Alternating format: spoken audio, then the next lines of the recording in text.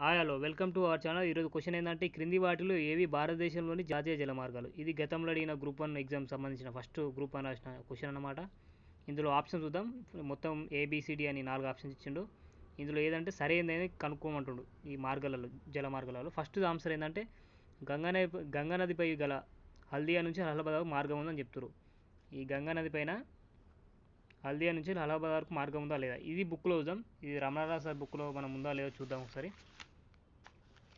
ఇది మనకు 594 పేజీలో ఉందన్నమాట జాతీయ జలమార్గాలు. అందులో జాతీయ జలమార్గాలలో ఫస్ట్ ఏంటంటే ఇక్కడ ఇచ్చిండు, హల్దియా నుంచి వెస్ట్ బెంగాల్ అలహాబాద్ వరకు ఈ మార్గం ఉందని అంటుండు. ఇది మన గంగా నది పై ఉంది.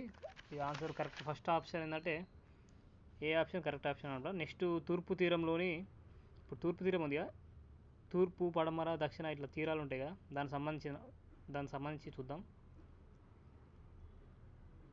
తూర్పు తీర ప్రాంతం కాల్వలోని జియోంకలి చర్బిటియా అనే మార్గాలు, ఇది ఈ బుక్లో ఉందో లేదో చూద్దాం. ఇక్కడ తూర్పు తీర కాలువలు అనమాట. ఇక్కడ ఇది ఎగ్జాక్ట్లీ ఓకే. ఈ ఆప్షన్ ఇలా కరెక్ట్ ఆన్సర్ మనకు, ఇలా కరెక్ట్ ఆప్షనే.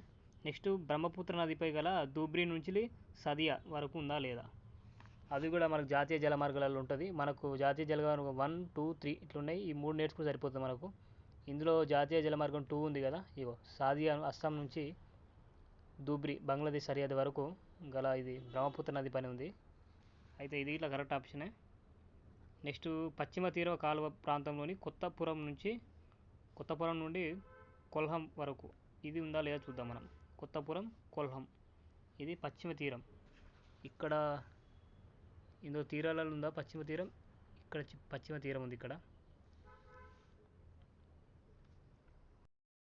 ఇక్కడ ఉంది కాబట్టి ఇక్కడ కొట్టాపురం నుంచి కొల్హం వరకు 168 కిలోమీటర్స్ ఉందన్నమాట. ఇది జాతీయ జలమార్గం 3. ఇట్లా మనం 1 to 3 ఫోకస్ చేయగలిగితే జాతీయ జలమార్గాల మీద క్వశ్చన్స్ చాలా ఈజీగా ఉంటుంది. ఇది ఏంటంటే ఏబిసిడి అంటే 3 ఆప్షన్ కరెక్ట్ అనమాట. ఇది నెక్స్ట్ క్వశ్చన్ చూద్దాం.